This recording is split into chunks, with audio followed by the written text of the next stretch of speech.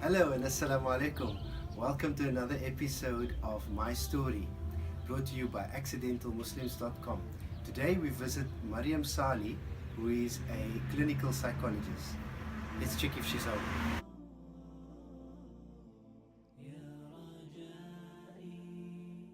Allah speaks about when you don't know, you have to go to somebody who knows. And this is in this case, when you have depression or any other psychological illness, you can't go just to a sheikh or an imam because they're not going to know how to assist you with that. They can be of support in other different ways. They're not trained in the study of psychology. Exactly, and often, when with psychological illnesses, there is much deeper things going on with the individual. So it's not always what you see on the surface. It's not just about those symptoms. It's about what's actually going on inside, what's going on in your mind, what's going on in your thoughts. So you would say depression wears a smile. Often it does. Assalamu alaikum, I'm Mariam Salie and I am a clinical psychologist. I think one of the things about the illness is that it interrupts your functioning, and I think it's at that point when you realize that there's actually something wrong, because a lot of us actually experience depression. Sometimes we don't realize it.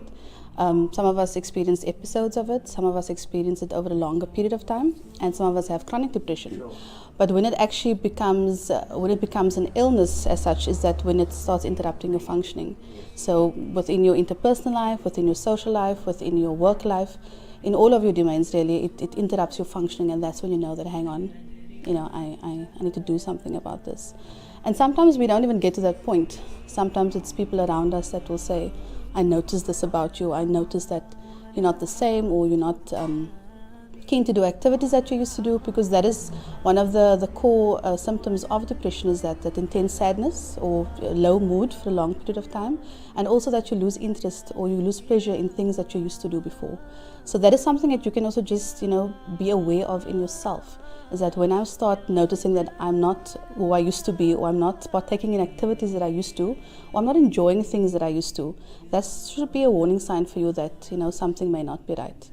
And it's reflection is a large part of Islam for me. I feel like it's a large part of Islam because the Prophet reflected all the time. And only when you reflect on things can you really see that something's not right with me. We live in a society that is so fast-paced that we don't have the time to sit and think and notice that something's not right.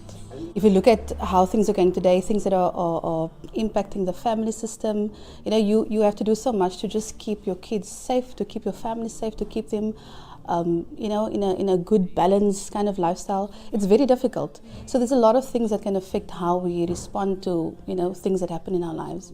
And depression is something that it could be triggered by a specific event in your life or a situation. But for people who suffer from chronic depression, anything can really set it off. It's usually triggered, by a stressor, by a particular stressor. But it's something that can just happen also at any time. So, like I said, people experience episodes of depression. Some people will experience, more than one, and some actually have chronic depression, which at any time they could go into a depression. It could be. I mean, I don't like say yes, but they could definitely be. The pressure I spoke about earlier also, if you look at social media, there's a lot of pressure to look a certain way, act a certain way, be a certain way, earn a certain way, or have a certain kind of lifestyle. And when you fall short of that, you're not good enough, and that can affect your self-esteem. It can affect your feelings of worth. So there's a lot of pressure that our parents and our grandparents perhaps did not experience, and I think especially for our generation and our children's generation, the kind of things that they are exposed to and things that are expected from them, and the kind of pleasure that there is out there to have a certain lifestyle, it can definitely have an effect on how you are. With depression, there's no one single cause. There are risk factors. So there are several factors that could make you vulnerable or predispose you to actually, experiencing depression. One of those is your chemical structures in your brain. So it could be, biological. It could be that your structures in your brain or the chemicals responsible for managing your mood is not working right. And that's where medication comes in. And then there's also genetics. So if you have someone in your family who has depression, or even in your immediate family who has depression, you could be at risk for also developing depression. Then there's also your personality style. And this is something that we develop across our childhood. So there are other factors that could influence what kind of personality you develop. So people who typically are pessimistic, who have low self-esteem, who generally interpret things in a negative way, they could be more vulnerable to developing depression. And then also your environment. So the kind of environment that you're exposed to, violence, neglect, poverty, all of those things can also impact whether you develop depression or not. So it's when someone presents with depression, there's no one treatment. You have a treatment plan, and it's very individual specific. So it would depend on how that depression is presented in that specific person, and you would go according to that. There are several symptoms. You don't have to have every one of them to have depression. So you have your intense sadness, you have your low mood, you have your loss of interest or your loss of pleasure, you have your excessive tiredness, lack of concentration, maybe loss of appetite, maybe you're eating too much, picking up too much weight or losing weight. You have insomnia or hyposomnia. You have your feelings of worthlessness, your feelings of guilt, hopelessness, and then obviously suicidality as well. Either having thoughts about it or either actually having a plan to do something about it or attempts. So you don't have to have all of those symptoms to actually have depression. Hypersomnia is when you sleep too much. Oh, okay. So either you're not opposite of sleeping, insomnia. yes. So same with the weight, it's either you're eating too much or you're eating too little, picking up weight or not picking up weight, or losing weight. And then either you're not able to sleep or restless sleeping, or you're sleeping excessively, right? And obviously excessive tiredness is also one of the symptoms. And then physical complaints, if you have stomach problems or anything physical that you're taking medication, but it's just not, easing up. So you can have any of those, a certain number of those symptoms to have depression, which is why your treatment would be specific to what you present with.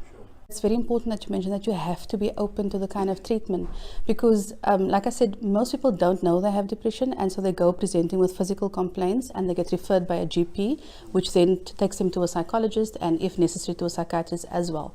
But for people who are more aware, like yourself, I think, it takes a certain kind of awareness to be open to that kind of treatment because psychotherapy, for example, it's not like medication. It doesn't work as fast. You have to learn things about yourself. Something also that I often advocate is that find that person that you can trust, that definitely. you can share with and don't withhold. And also, if, for example, your trust is betrayed by that person, not to stop there or lose confidence or hope in that process.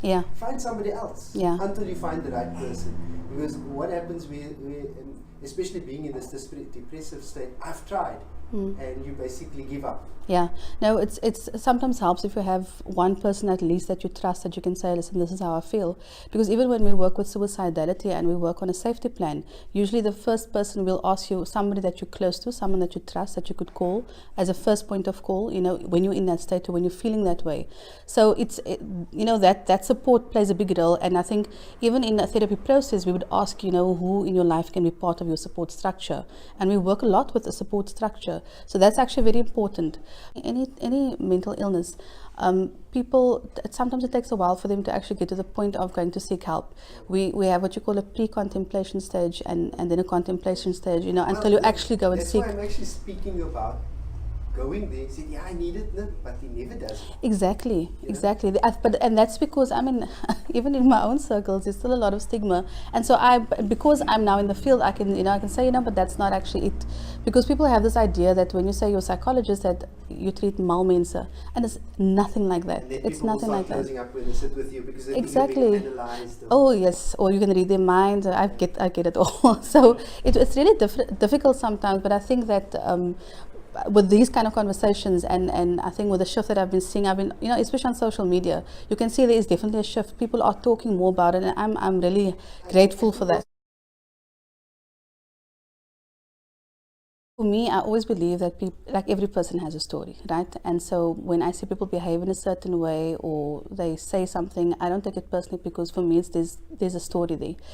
And with however way we are, there's a backstory, a long backstory. So I did my community service at Paulsmoor, and I kind of enjoyed working with that population because they, more than anything, you see the actual backstory, and they've got such rich stories and very sad also. It made me feel at times that I was living in a completely different world, seeing what they were exposed to, going through there from childhood, right on. and what I was exposed to. So I felt that I actually lived a very sheltered life if I listened to their stories. One story that one person that I worked with that these are the rejects, the outcasts of society. yeah, and when you work with them, you can actually see. When I spoke about the environmental factors that can influence or can predispose you to different kind of illnesses. I mean, there you can see that the kind of environments that they lived in, it really impacted how they understand things, how they see things, and how they act. Because we learn what we know from our parents. We learn how to be decent human beings from our parents. And so when the legacy of apartheid is still very much alive. Very much. And when you grow up in a environment where the family system is completely shattered, you actually see that impact, and there you can see the impact of a broken family system. And for me, I think that's one of the most important lessons I took from there, is that broken family system, how it can actually impact on an individual.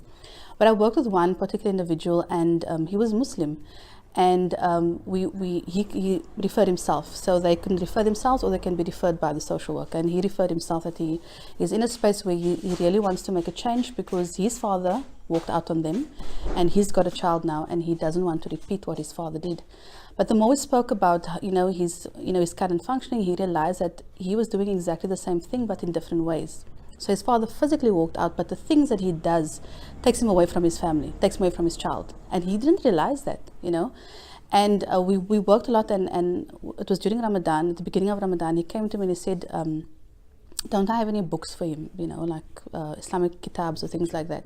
I said, sure, I'll bring some for you. He said to me he really wants to try to fast this year. And I said, well, that's good. Ramadan is a good time to actually make a start. And if you have a sincere intention, it can carry on after that. But it's a good place to start, and if you're really serious about making a change in your life. So I encourage him to use Ramadan as his starting point, for his journey. And, throughout Ramadan, I saw him regularly. And after Ramadan, he came to me and he said to me, you know what? I'm 33 years old. This was the first year in my entire life that I fasted the whole month of Ramadan. SubhanAllah. I was so impressed. I said, I'm so proud of you. So, you can't just discard people. You don't know what their story is. You don't know where they'll go. And you don't know how much you can impact that person in actually changing the course of his life. So there's a lot of stories like that of people that I worked with in the prison, where you make them see things differently, or you make them understand things differently. And that's really what we as psychologists also do, is that we create an environment and we facilitate your thinking about things a bit differently, broadening your view, thinking about other perspectives on things that you maybe did something this way for your whole entire life, and then we give you a different perspective about it. So, and that's what I did with them, because they didn't have someone like that growing up, where it's like, did you think about what you just did? What do you think about it? Or how do you think it will impact somebody? Asking those simple questions will just create so much, in their minds. And so there's a lot of stories like that. And I really enjoyed working there. And I feel that they're lucky to have access to that service, because they're inside of the prison. There's a lot of people outside that don't have access to mental health services. So they're in a really good space to actually use that, to make those changes. And then once they leave, to actually be different people.